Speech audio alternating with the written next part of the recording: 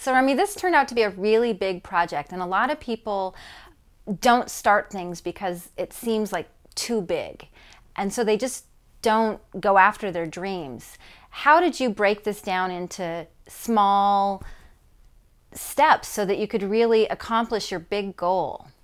I took this sort of big project, right, and I broke it down into parts. I didn't, I guess, get bogged down, right, with how I was going to do it. I just sort of took baby steps along the way.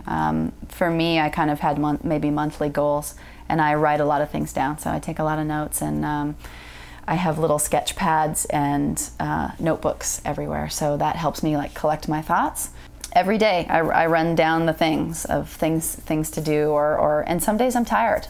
Some days I won't do anything, and I'll take a break, and that's okay. But you just sort of got to keep going. And so for me, yeah, I think breaking it down into baby steps. And I think that sometimes it's scary when you take on something new and you try to see the end result, and it's maybe a little hazy and you're not quite sure how you're going to get there, and it seems too hard, so you just give up. You don't even try.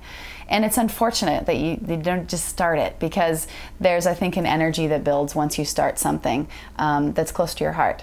So I think for me is this project started out small, and I didn't really have an idea of the end result, but it became clearer to me as I moved forward and as I met people along the way that helped. Or like businesses that gave me deals, or people that would help me location scout or let me borrow something. I mean, you'd be amazed at what unfolds for you, right? The aid that you get if you're doing something from the heart. You also mentioned having a support group. Do you just attract supportive people, or have you made a conscious effort to keep supportive people around you? It's a conscious effort. I've had. I think that, like you said before, the sort of weeding out, it's important to me to surround myself with people who maybe are of the same ambition or the same thought process, right? I want to surround myself with people who are positive, who are taking steps in their life to live their best life. So from the very beginning, I took the advice of some of my instructors in school, and I sought out support groups, mentors along the way, and they have made all the difference. I really don't think that I'd be where I'm at today without like that support and that encouragement, because whenever I get to a lull or a place where I'm maybe not as confident, support will come from different directions, like, keep going, this is great, I love what you did here. Like, it's encouragement, and it's just what I need to get to that next step.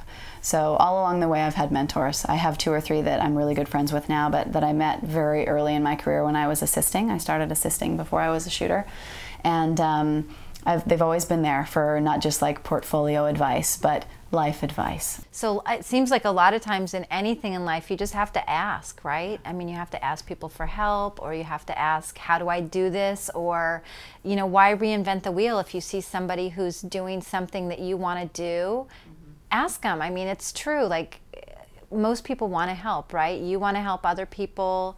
I think that sometimes people can be proud or independent. We're very independent in this country.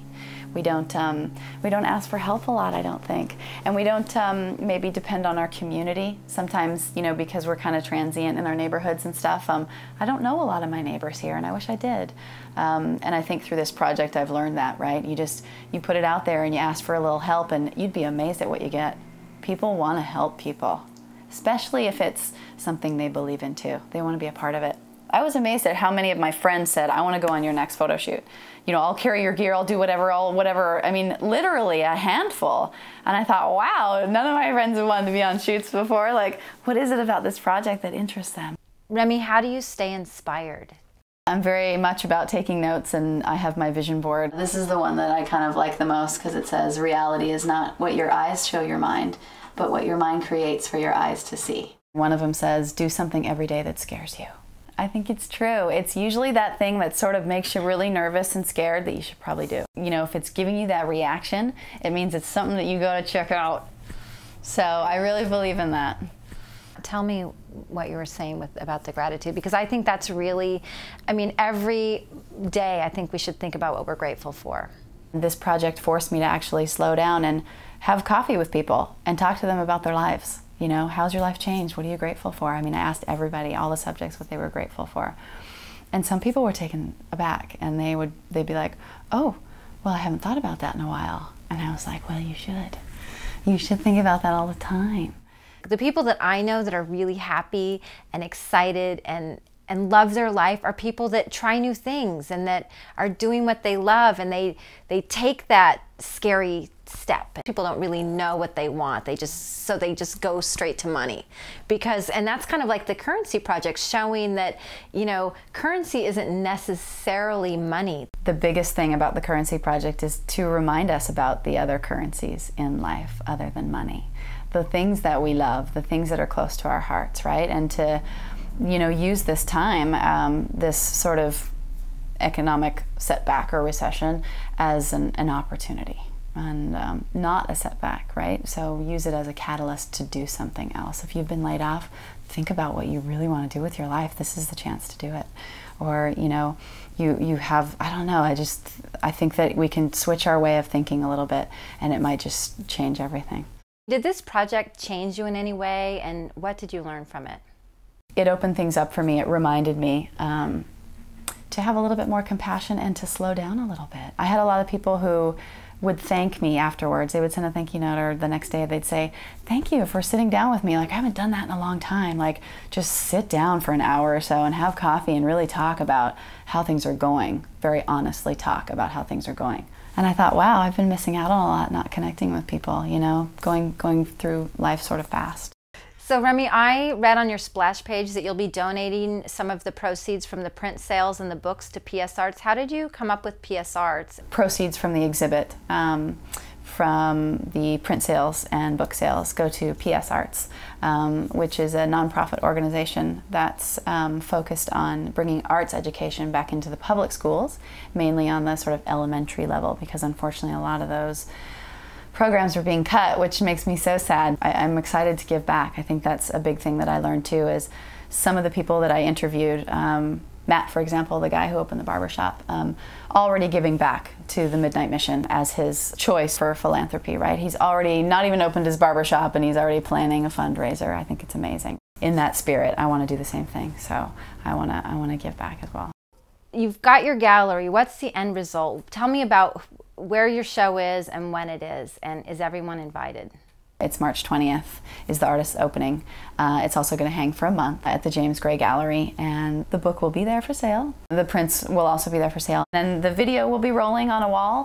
All of this work, and now you're having the gallery show, and it's going to run for a month, and then what? Is the Currency Project going to continue? What else is going to happen? The Currency Project's going to live on. I want it to live on. I think that I chose a good name because, you know, currency doesn't always have to do with money. And so I want to sort of pinpoint the other currencies in life. I want to highlight the other currencies. So I think that, you know, after the recession, I'd love to, in some way, highlight people that are doing really great things with their careers or their lives. They're like the guy who started, Tom's Shoes. He used to work for a big corporation. Now he's, you know, flying to countries and putting shoes on kids that need it. And I think that's amazing. I'd love to highlight a person like that and say, how did you get started? What did you do? You know, what was it for you that started it? And, you know, people like that. I want to continue to remind people that it's okay to get out of your comfort zone a little bit. Don't be scared. You'll get help along the way.